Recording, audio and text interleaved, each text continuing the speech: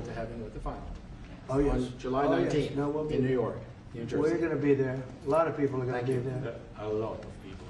I'd like to thank you all. Do you have any questions on FIFA, first of all? It's going to be a big event at the Kennedy Center. Do you intend to take part in it? Will you have a part to play on December 5th? I may play. Hosting, I mean, I see the money that these soccer players, you know, we call it soccer, but I see the money that these soccer players are making. I may try and play. I'm a very good athlete. My son is a very good athlete, and he's a good soccer player. He's on the tall side for soccer. Yeah. He's 6'9". That's pretty tall. But That's pretty it's cool. on the tall side. That's good. It's on the tall side, but he's good. But no, I may put on shorts. I look extremely good in shorts and join the play. You know, no, it's going to be a lot of fun. It's going to be good. Many foreigners who want to come to attend the event are concerned about the visa situation. Can you reassure them? Yeah, they're going to have a very easy time getting in. Certain countries are going to be very, very easy, and other countries are going to be obviously a little bit more difficult. Would you like to explain that, Chris? Yeah, absolutely. We have a process set up that we'll be implementing on getting visas approved. Everybody will be thoroughly vetted, but they'll be welcome to this country. It'll happen quickly, and we're excited for them to come. So I would hope that around the world people know that the United States is excited to bring their family here to enjoy this event. America welcomes the world. Yes. And I can really, from the collaboration that we have, testify for that, absolutely. Thank you. And I just sent a picture from somebody that wants to be there very badly. He's been very respectful of me and of our country, but not so respectful of others. But he'll, I'm going to sign this for him, but I was sent one, and I thought you'd all like to see it. That's a man named Vladimir Putin, who I believe will be coming, depending on what happens. He may be coming, and he may not, depending on what happens. We have a lot of things happening over the next couple of weeks. But I thought it was a nice picture of him. Okay of me, but nice of him. So that was very nice that it was sent to me. Okay? Mr. President, on yes. that subject, have you talked to Vladimir Putin about the fact that yesterday a big U.S. factory was hit in a Russian airstrike in Ukraine? What's your reaction to I that? told him I'm not happy about it. And I'm not happy about anything having to do with that war. I settled 7 wars, and actually, if you think about pre-wars, add 3 more, so it would be 10. I thought this would be in the middle of the pack in terms of difficulty. No, I'm not happy about anything about that war. Nothing.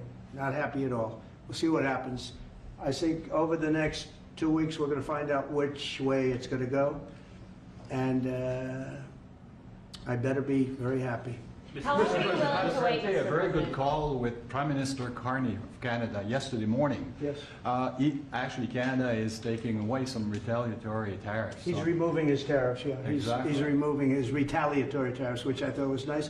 And we're going to have another call soon. Okay. Yeah, we had a very good call. You're getting closer towards an Well, I agreement like on him. trade? I like him. You know, look, I'm fighting for the United States. Canada and Mexico take a lot of our business over the years, over 25, 30 years, especially during the Biden years. They took a lot of our business, and it's basically all coming back into the United States now. Well, hot as a pistol, and it's coming back in. Because of tariffs and the incentives we give, it's coming back. And it's impossible, I think, for another country to stop it. And we are working on something. We want to be very good to Canada.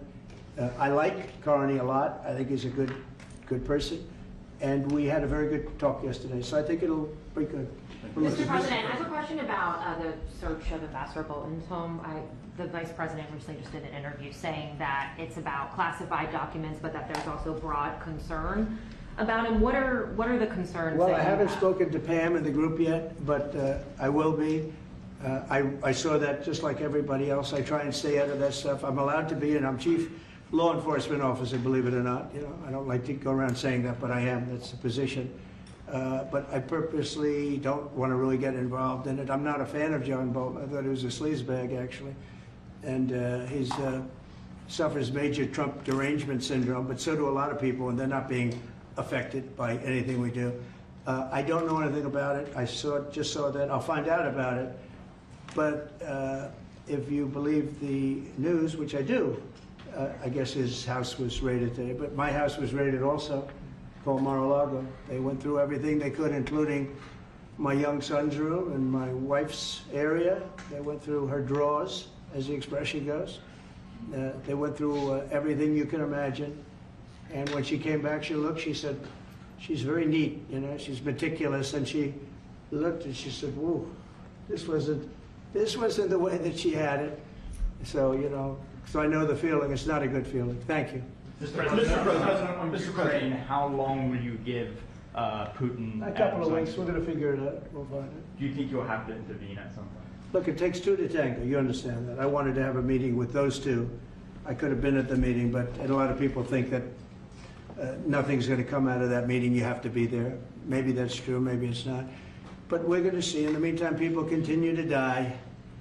But I've solved 7 of them where they were in wars for 31, 35, and 37 years. We had 3 of them that were for more than 30 years, Johnny, and I got them solved. And we solved one that could have been a nuclear war with India and Pakistan. That was getting ready to be a nuclear war. I solved them all. And this one, I thought we would have had it done by now, but it's more different. There's a lot of anger, a lot of hatred. There's a tremendous amount of hatred there. So. But we'll see what happens. I think in 2 weeks we'll know which way I'm going. Because I'm going to go one way or the other. And they'll learn which way I'm going. Mr. President. If I got 2 questions for you, one on FIFA, the other one on DC.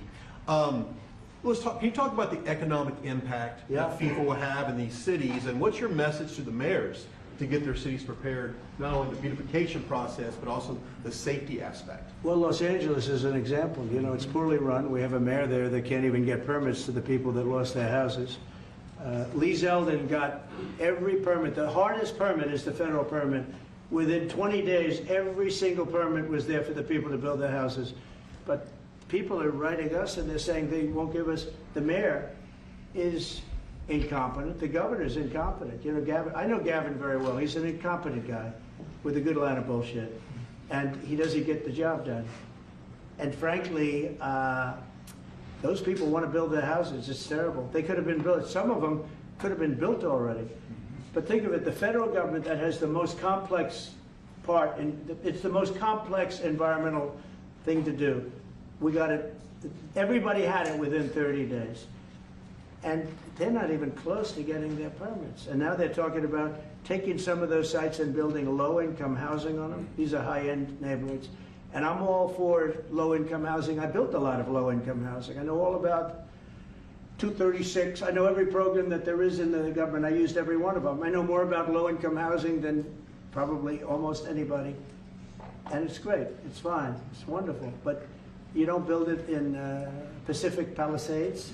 You don't build it there, and you don't build it in the other areas that burned down. So they're talking about putting up low-income housing. And you talk about riots. They're going to have riots if that happens because you're taking the people's property away. They want to build their houses, and they're unable to get permits from the mayor and from the governor. And that's a terrible thing. But, and let me tell you, if I didn't send in the troops in Los Angeles, Johnny wouldn't be in Los Angeles. You wouldn't be having your World Cup there. I sent in the troops, and we kept it. And even the police commissioner, the sheriff and the police commissioner, they all said the same thing. They said, we could have never handled what was happening. You saw that, you were there. He said, we could have never handled what was happening. And then you hear Gavin Newsom, after it's all quelled, you hear Newsom get up and say, we could have done this for ourselves. No, they couldn't have. And if they could have, I wouldn't have taken the chance either. Okay, my second question is on crime prevention. Would you be open to expanding the national concealed carry to apply to D.C. like it does in other states like Texas? Yeah. Well, they have it in some states, and they feel strongly about it. As you know, I'm in favor of it. People have to protect themselves. I'm a Second Amendment person, very simply. People have to be able to protect themselves. Especially like in Washington, you walk down the street, a guy comes up and slugs you. He's got a pistol in his hand. You can be tough, you can be in great shape, you can be a powerful person, or you can be a guy that weighs 100 pounds with a gun in your hand. Right. And I'll bet on the guy with the gun 100% of the time, right? And so you need protection. So I'm a Second Amendment person all the way. Yeah, please. President Trump, you said this morning that you're working with Congress to get $2 billion to help clean up DC. Have you had any conversations with Mike Johnson and John Thune about where they're going to get that money from? Which money? You said this morning that you're going to get $2 billion from Congress to help clean up DC. Yeah, I've spoken to Mike Johnson. I've spoken to John Thune, the Senate, the House. And I think it's going to be very easy to get. It's going to be not a lot of money. I wouldn't even know where to spend the number that you mentioned, but it's going to be money to beautify the city. Yeah, they're ready. Everybody wants to save DC. In one way, it's the easiest. The violence was more than any other city in the country, actually, by far. It may have been more than any other city in the world, if you could think. You know, we looked at some of the worst cities in the world, it was worse. And that's why it angers me to see the mayor saying about how they have it on the slide. Not on the slide, it was worse than ever. Yeah, we have no problem getting that money. That money will come out of Congress. I think it'll be even bipartisan. That is the plan. I mean, I would imagine Democrats would vote for that one. Is the plan to get it before the September 30 spending deadline on the Hill? Well, I don't know if there is a deadline, because if I declare a national emergency, which this was, that ends the deadline. So, I mean, I keep seeing about a 30-day deadline, of which we have 22 days left or something. But if I think we're in great shape here, that's one thing. But if I don't, I'm going to just say it's a national emergency. And if I have a national emergency, I can keep the troops there as long as I want. If people are not going to want to have the troops, and 30 days, you know, it's one thing to get them out. It's another thing to keep them out for a long period of time. You've got to train people. You can't do this. You can't bop people over the head. And a lot of those people are in courts right now, going to court. They're going to go to jail for a long time. So that's going to take more than 30 days. But if I have to, I'll declare a national emergency, which I don't think I'll have to do. Yeah. Mr. President, you said in 2 weeks you'll know whether you go. Yeah, I think I'll one know. or the I other. think I'll know the attitude of Russia and, frankly, of Ukraine. It takes two. What are the 2 ways you can go at the end of 2 weeks then? Well, then I'm going to make a decision as to what we do, Or and it's going to be a very important decision. And that's whether or not it's massive sanctions or massive tariffs or both. Or do we do nothing and say it's your fight? Look, I would have never been in this war if I were president. You wouldn't have had this war. It was never going to happen. This was caused by stupid people that fought. And you know, people say, well, how do we know? Because for 4 years, it was never even a subject. And Vladimir knew, and you see his picture right here. It was nice that he sent, but Vladimir knew very strongly we wouldn't have stood for it. It wouldn't have happened. 100% wouldn't have happened, but it did happen. And now they're losing from 5 to 7 young kids. Think of it, you're a parent and your son is leaving. He's Russian or he's Ukrainian. And he's leaving and they're waving goodbye. Nice, beautiful kid. Nice crew cut, all set. He wants to be a soldier. And goes there, first week he has his head blown off. And he's no different than you people, me. And it doesn't matter where. I mean, I solved a problem in the Congo that was vicious. Rwanda and the Congo, the Republic of the Congo. And they were fighting for 31 years, and it was machetes. People were getting their heads chopped off. That was going on for 31 years. I got it solved. You saw it. They came to the White House, and we signed an agreement. It was amazing. People can't believe we got it done. I love to stop killing. I really do. People thought it would be just the opposite. Hillary Clinton said, oh, he'll get us into a war. No, I'm getting everybody else out of wars. Are you saying there's a real possibility then that you do nothing if Putin doesn't come to the table for a ceasefire? I'll see whose fault it is. If there are reasons why, I'll understand that. I know exactly what I'm doing. We're going to see whether or not they have a meeting. That'll be interesting to see. And if they don't, why didn't they have a meeting? Because I told them to have a meeting.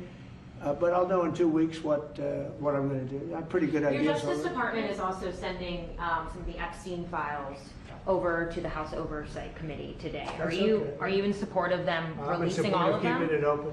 If they wanted to release, people shouldn't be hurt, but I'm in support of keeping it totally open. I couldn't care less. You got a lot of people that it could be mentioned in those files that don't deserve to be. You know, people, because he knew everybody in Palm Beach.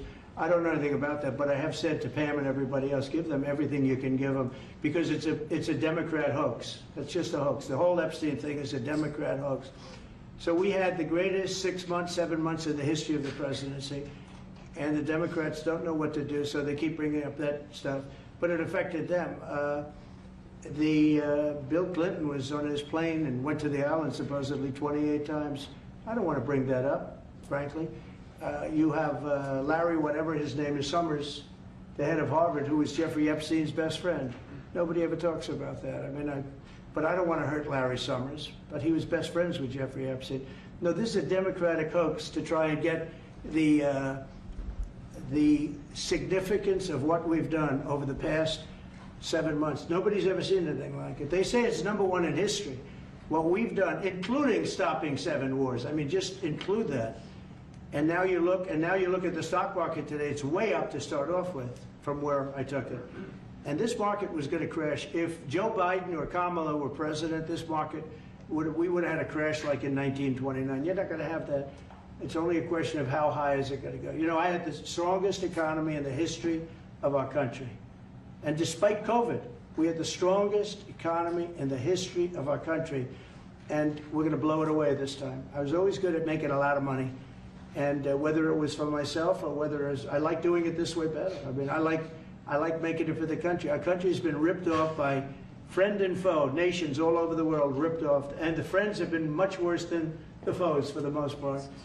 And they're not ripping us off. We just signed a deal with the European Union. They're paying us essentially $950 billion, like a signing fee. They're going to buy $750 billion worth of energy. They weren't buying much of our energy there.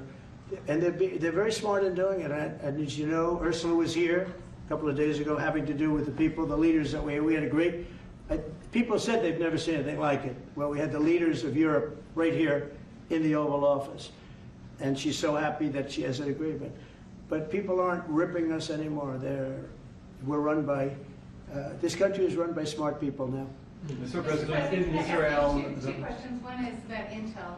There have been reports that you're considering taking a stake in Intel. Can you tell us About the 10%? About the 10%. Yeah, I met a man. He was a very nice man, and I called for his removal because I saw something by a man named Tom Cotton, a senator from Arkansas. He's a great guy, friend of mine, supporter of mine, big supporter. I'm a supporter of his too. And he wrote a pretty nasty story about the head of Intel. And I said, well, if that's right, he should resign. And he came in, he saw me, we talked for a while. I liked him a lot. I thought he was very good. I thought he was somewhat a victim, but you know, nobody's a total victim, I guess. And I said, you know what? I think the United States should be given 10% of Intel. And he said, I would consider that. I said, well, I'd like you to do that because Intel has been left behind, as you know, compared to Jensen and some of our friends, NVIDIA, some of the people and the people in, because Intel should have never been. Intel was the biggest, most powerful chip company in the world. And then they started leaving. And they started going to foreign countries, in particular Taiwan. And if we had a president who would have said, okay, you can go to Taiwan, but we're going to put a 100% tariff or a 200 or 300 or a 500% tariff, anybody that sells into the United States has to pay. They wouldn't have left. They would have never left, and we wouldn't have. So in the meantime, we had people that were, in some cases, good politicians that weren't good on trade. I loved that man, but he was not good on trade. I totally disagreed. He allowed the car industry to be taken out of this country. We lost 50% of our car industry. But that's all coming back. It's all coming back. But if somebody would have said that with Intel, would be a giant right now. Now, with that, they've had some bad management over the years, and they got lost. And I said, I think you should pay us 10% of your company. And they said, yes. That's about $10 billion. I don't get it. This comes to the United States of America. And I said, I think it would be good having the United States as your partner. He agreed. And they've agreed to do it. And I think it's a great deal for them. And I think it's a great deal. He walked in wanting to keep his job, and he ended up giving us $10 billion for the United States. So we picked up $10 billion. And we do a lot of deals like that. I'll do more of them. If somebody has, like we have restrictive covenants with Jensen. We have, it's NVIDIA. And to unrestrict the covenant, nothing to do with losing our powers or military or anything, because that I wouldn't do. But there are things you can do that don't affect us, that actually help us.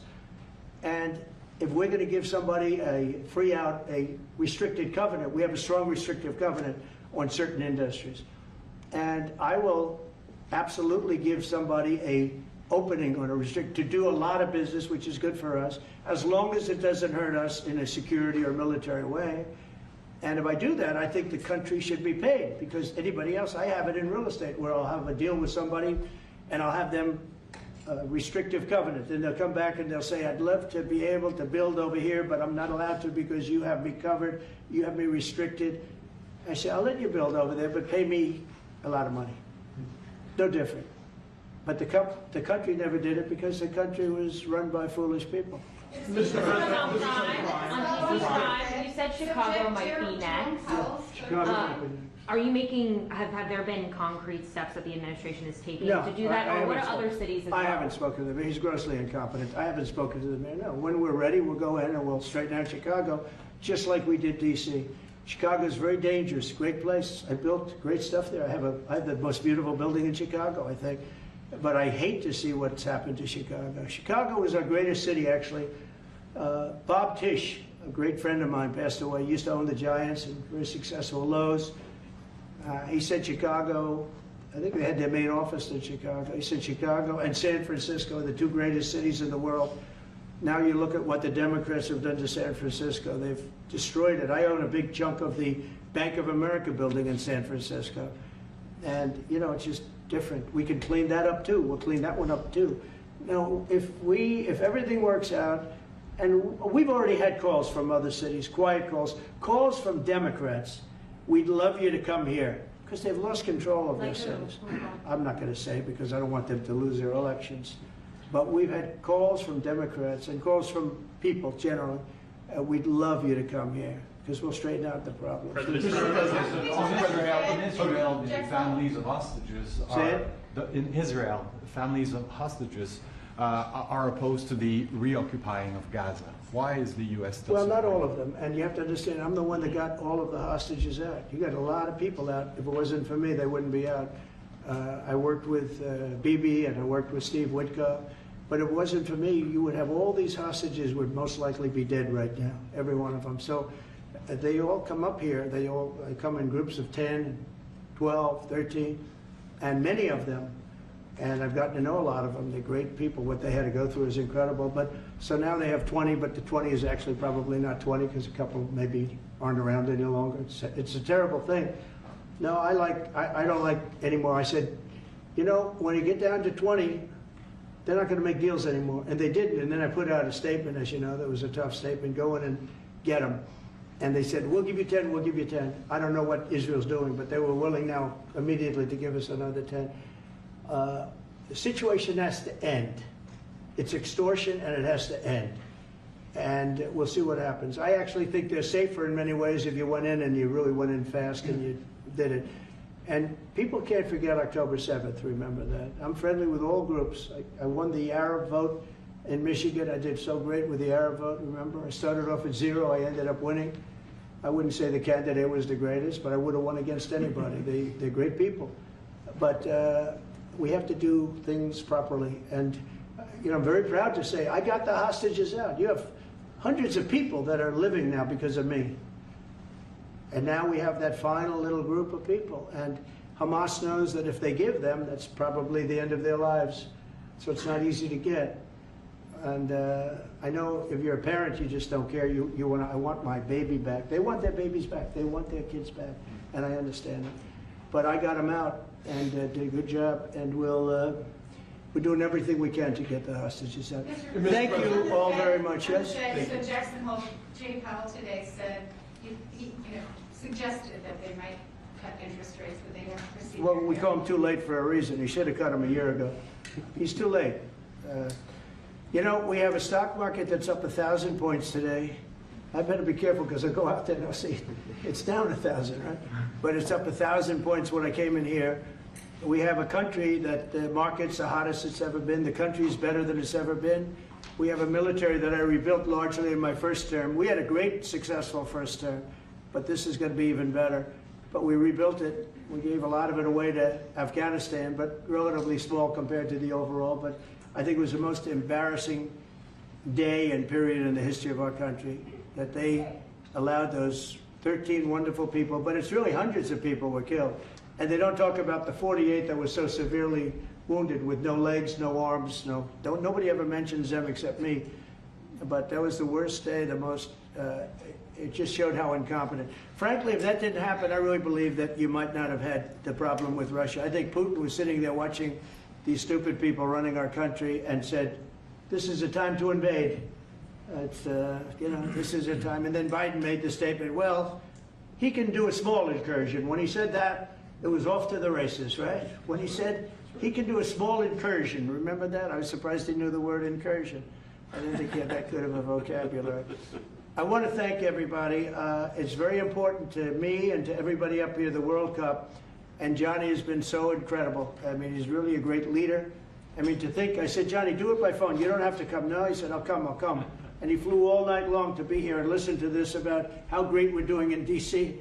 But he's a fantastic leader, and this will be your most successful World Cup ever. Thank you, Jim. Thank you so much. Yeah, can we win it, Mr. President? I don't know. That's I watch some of those teams go around. They go down that field. I don't know. But let me ask you: what chance does America have of winning? Well, the home team always has a good chance to win. It depends how it good starts. No, but it has some good we have a players. shot. Of course, you have a chance. Will Bears be going to any of the games, Mr. President? I'd love to have him. He'd love to. He's very tall. Maybe we could make him a goalie. The goalies are very tall now, right? Goalies are very tall. The goalies, well, he'd be a perfect goalie. 100%. At his height, he'll be a great goalie. Exactly. So we'll put him on the American team. No, but Goal. do the Americans have a chance of, like, getting into the quarterfinals? Yes, right? definitely. No, the quarterfinal definitely. But then, as the tournament goes on with the public 250 years of United States, let's don't forget, they will all feel energized about that. It's amazing. The talent is really great when you watch these things. I went to the game 2 weeks ago, and it was a big upset. But you look at these people, the way they pass it, it's amazing, really amazing. It's a great art, right? It's a great talent. It is incredible. You know the expression? Will you throw the names out of the hat? What? Will you throw the names? Will you- I don't know. That's something. He's the boss. That's an interesting proposal. He's the boss. We'll discuss that. It's going to be great. And I think the American team is going to do well. I mean, I hear it's a very good team. Good luck, everybody. Thank you very much. Thank you. Thank you guys. Love you all. Thank you guys. Keep a lot of those photos. Thank you. No, I just got Keep one. moving. Thank you. Thank you guys. We're done. We're done. Thank you. That was a nice Come on photo. out. Thank you very much. You guys keep moving. Thank you. Andre, this way. Everyone forward this way. Thank you, everybody. Keep moving. Thank you. Thank you guys. Keep moving. Thank you guys.